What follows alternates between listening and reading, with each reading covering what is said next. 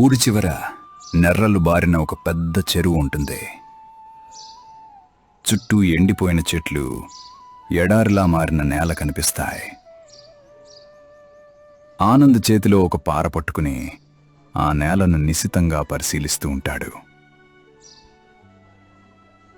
అంతలో ఆ ఊరి ముసలి రైతు శివయ్య తల పట్టుకుని ఆకలితో వణుకుతూ నిస్సారంగా నడుచుకుంటూ అక్కడికి వస్తాడు.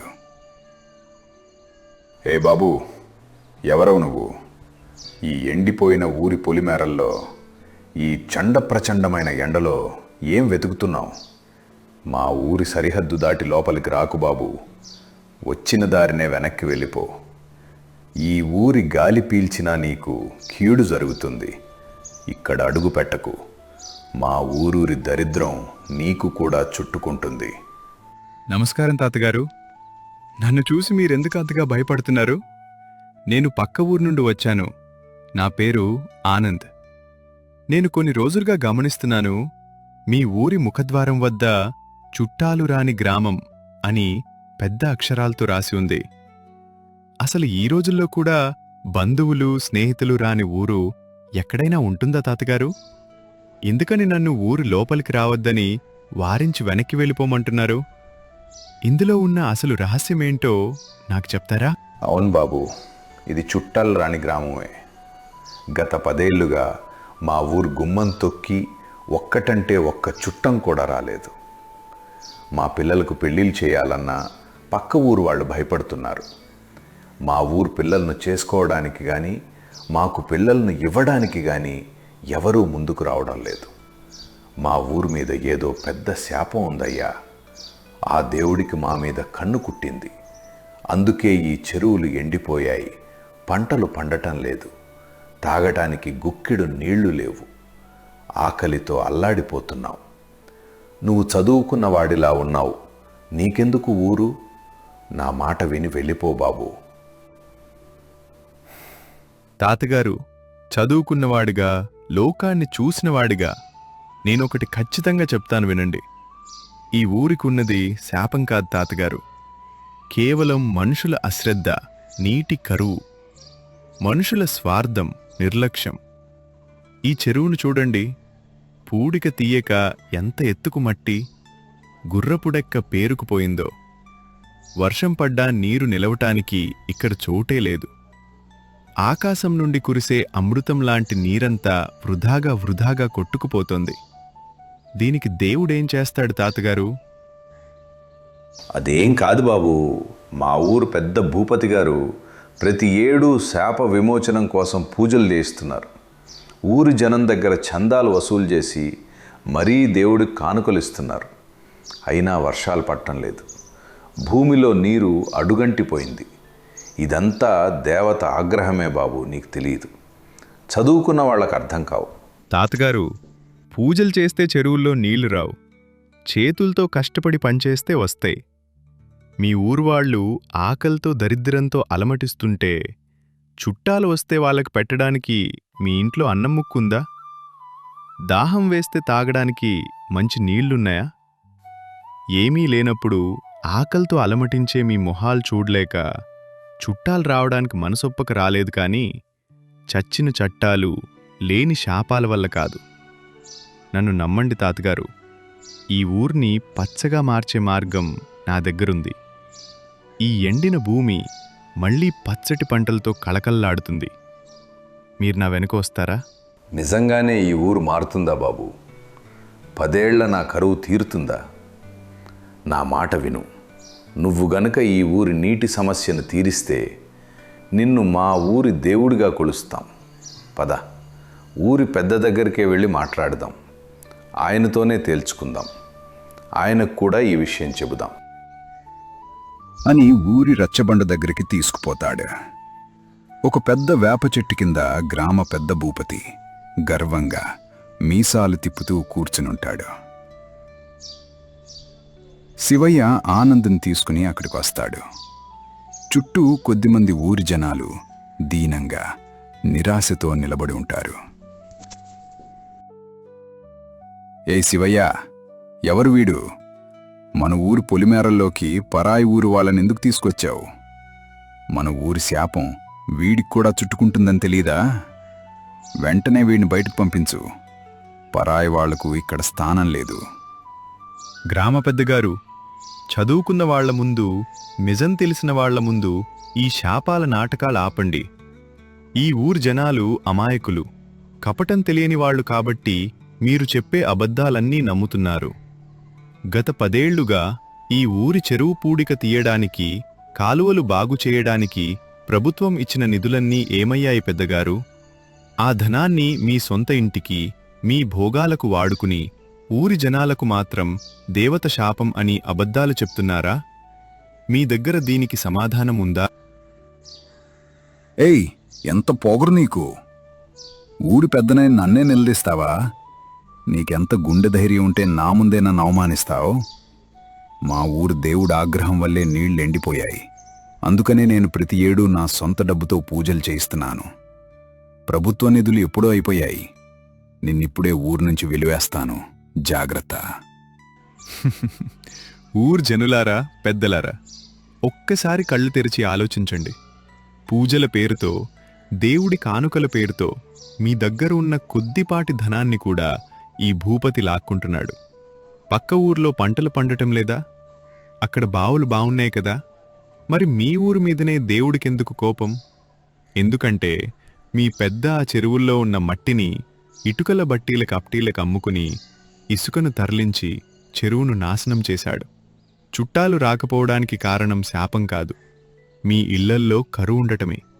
తిండి లేని చోటికి ఎవరూ రారు. అవును పెద్దగారు, ఈ బాబు చెప్తున్నది నిజమే అనిపిస్తోంది. మొన్న మా చుట్టాలు ఫోన్ చేసి, మీ ఊళ్ళో తాగడానికి నీళ్లే లేవు, కనీసం స్నానం చేయటానికి కూడా చుక్క నీరు లేదు, మేమొస్తే మాకేం పెడతారు అని అడిగారు. మా కడుపు ఆకలి, ఊరి దైన్యం చూసి వాళ్ళు రావటం లేదు. మన తప్పు మనకు తెలుస్తోంది. ఇన్నాళ్ళు మమ్మల్ని మోసం చేశారు. శివయ్య, నోరు మొయ్యి. ఈ పరాయి ఊరి వారి మాటలు నమ్మితే ఊరికి ముప్పు వస్తుంది. వీడు మనల్ని నాశనం చేయటానికొచ్చాడు. వీడిని నమ్మకండి. పెద్దగారు, ఇంకా అబద్ధాలు చెప్తే ఊరి జనాలు ఊరుకోరు. నేను సవాల్ చేస్తున్నాను. ఈ రోజు నుండి సరిగ్గా 1 నెల రోజులు ఈ ఊరి జనాలందరితో కలిసి నేనా చెరువు పూడిక తీస్తాను. చుట్టుపక్కల కొండల నుండి వచ్చే వర్షపు నీరు చెరువులోకి వచ్చేలా కాలువలు తవ్వుతాను. రాబోయే వర్షకాలంలో ఈ చెరువు నిండకపోతే నేను ముక్కు నేలకు రాసి ఈ ఊరు నుండి వెళ్ళిపోతాను. ఒకవేళ చెరువు నిండితే మీ పదవికి రాజీనామా చేసి మీ తప్పు ఒప్పుకుంటారా? ఎంతటి మూర్ఖుడివిరా నువ్వు! ఎండిపోయిన భూమిలో నీళ్లు తెస్తావా? సరే, నీ సవాల్కు నేను సిద్ధం. జనాలు నీతో రారు, నువ్వొక్కడివే ఆ మట్టి లోటిలో కునారాలి. చూద్దాం నీ బలం ఎంతో, నీ చదువు ఏం చేస్తుందో. లేదు పెద్దగారు, ఈ బాబు మా ఊరి కోసం, మా పిల్లల భవిష్యత్తు కోసం సవాల్ చేస్తుంటే మేము చూస్తూ ఊరుకోం. నా చేతులింకా సత్తు కోల్పోలేదు. రేపటి నుండి ఈ బాబుతో కలిసి మొదటి పార నేను పడతాను. నా పొలం కోసం, నా ఊరి పరువు కోసం నేను వస్తాను. అవును, మేం కూడా వస్తాం. మా ఊరు పేరు మార్చాలి. మేము శ్రమ పడతాం. ఆనంద్ బాబు వెనుక మేముంటాం. ఊరి కోసం, మా పిల్లల కోసం కష్టపడతాం అని చెరువులో ఆనంద్, శివయ్య మరియు ఊరి జనాలు, మగవాళ్ళు ఆడవాళ్ళు, ఎండను చెమటను కూడా లెక్క చేయకుండా పార్లతో మట్టిని తవ్వుతూ గంపలతో మోస్తూ ఉంటారు. ఆనంద్ అందరికీ ధైర్యం చెప్తూ ఉత్సాహంగా పనిచేస్తూ ఉంటాడు. దూరం నుండి భూపతి కడుపు మంటతో కుళ్ళుకుంటూ చూస్తూ ఉంటాడు. తరతరాలుగా మనకు అన్నం పెట్టిన గంగమ్మ తల్లి మన కష్టాన్ని చూస్తోంది పెద్దలారా. గట్టిగా తవ్వండి. ఆ కొండల నుండి వచ్చే నీటి దారులన్నీ ఈ చెరువు వైపు తిరిగేలా కాలువలు పూర్తి కావాలి. శ్రమ నీ రక్తమైతే విజయం నీ బానిసవుతుంది. మన శ్రమ వృధా పోదు. ధైర్యంగా ముందుకు సాగండి. ఆనంద్ బాబు, నీ వల్లే మాకు ఈ వయసులో కూడా కొత్త రక్తం వచ్చినట్టుంది. గుండెల్లో ధైర్యం పెరిగింది. ఆ భూపతిగాడు మమ్మల్ని ఇన్నేళ్లు దేవుడి పేరు చెప్పి మోసం చేశాడు. దేవుడు నిన్ను మా ఊరి కోసమే పంపాడు బాబు. చూడు, కాలువల పనులన్నీ దాదాపు పూర్తయ్యాయి. మట్టి అంతా తొలగిపోయింది. అవును తాతగారు, ప్రకృతి ఎప్పుడూ కష్టపడే వాళ్లను మోసం చేయదు. శ్రమను నమ్ముకున్నవాడు ఎన్నడూ ఓడిపోడు. కొన్ని రోజుల ఆకాశంలో మేఘాలు కమ్ముకుంటాయి, చల్లటి గాలి వీస్తుంది. మన కష్టానికి తగిన ఫలితం వచ్చే సమయం త్వరలోనే వస్తుంది. విజయం మనదే. కొన్ని రోజుల తర్వాత ఒక్కసారిగా ఆకాశంలో ఉరుములు మెరుపులతో ఒక్కసారిగా పెద్ద వర్షం పడుతుంది. ఆ పెద్ద చెరువులోకి నీరు చేరుతుంది. చెరువు నిండుగా నీటితో కలకలలాడుతుంది. కొన్ని రోజుల తర్వాత ఆ ఊరి పొలాలు అన్నీ పచ్చటి పంటలతో, బంగారు రంగు వెన్నులతో మెరిసిపోతుంటాయి. తల్లి, వచ్చావా తల్లి? మమ్మల్ని కరుణించావా? ఆనంద్ బాబు, చూడు బాబు, మన చెరువు నిండిపోయింది. 10 ఏళ్ల తర్వాత మా కళ్ళల్లో ఆనంద బాష్పాలు వస్తున్నాయి బాబు. నీ మాట నిజమైంది. మా ఊరి కరువు తీరిపోయింది. మా బతుకులు పచ్చబడ్డాయి. మా పొలాలు నవ్వుతున్నాయి. అవును తాతగారు, చూశారా? భూమిలో తడి ఉంటే, పొలాల్లో పంట ఉంటే మన మనస్సులో కూడా సంతోషం ఉంటుంది. ప్రకృతిని గౌరవిస్తే అది మనల్ని గుండెల్లో పెట్టుకుంటుంది. ఇప్పుడు చూడండి, మన ఊరి అందం ఎలా మారిపోయిందో. అంతా శుభమే జరిగింది. అలా రచ్చబండ పచ్చటి ఆకులతో మధ్య, రంగురంగుల పూల మధ్య అందంగా ఉంటుంది. ఊరి పొలిమేర కానుకలతో చుట్టాలుగా ఊరి లోపలికి వస్తూ ఉంటారు. ఊరంతా పండుగ వాతావరణం ఉంటుంది. భూపతి అవమానంతో, భయంతో తలదించుకుని నిలబడి ఉంటాడు.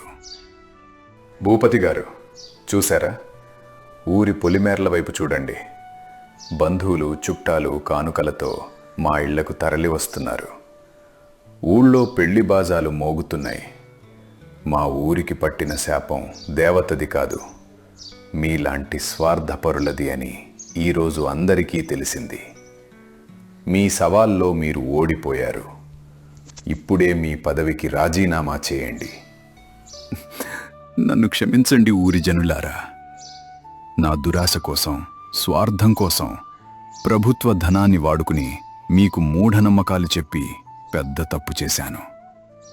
ఈ రోజు నుండి ఆనంద్ బాబే మన ఊరి పెద్ద.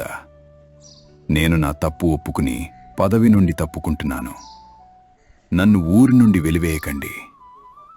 పెద్దలారా, మనకు కావాల్సింది పదవులు కాదు, పచ్చని బంధాలు. ప్రకృతిని నమ్ముకుని, కష్టాన్ని నమ్ముకుంటే ఏ ఊరైనా సంతోషంగా ఉంటుంది. ఐకమత్యమే మహాబలం. ఈ రోజు నుండి మీ ఊరి బోర్డు మీద చుట్టాలు రాని గ్రామం అనే పేరు తీసేసి పచ్చని బంధాల గ్రామం అని రాసుకోండి. నువ్వు కేవలం మా ఊరు నీటి సమస్యనే కాదు, మా తెగిపోయిన బంధాలను, మా ఊరు గౌరవాన్ని, నవ్వులను కూడా తిరిగి తీసుకువచ్చావు. నువ్వు మా ఊరు బిడ్డవు బాబు. నీ రుణం ఈ జన్మకు తీర్చుకోలేము. మానవ ప్రయత్నం, సమయస్ఫూర్తి, ఐకమత్యం మరియు ప్రకృతిని రక్షించుకునే గుణం ఎంతటి కరువునైనా తరిమికొట్టి జీవితాల్లో పచ్చదనాన్ని మరియు బంధాలను తిరిగి తీసుకువస్తాయి.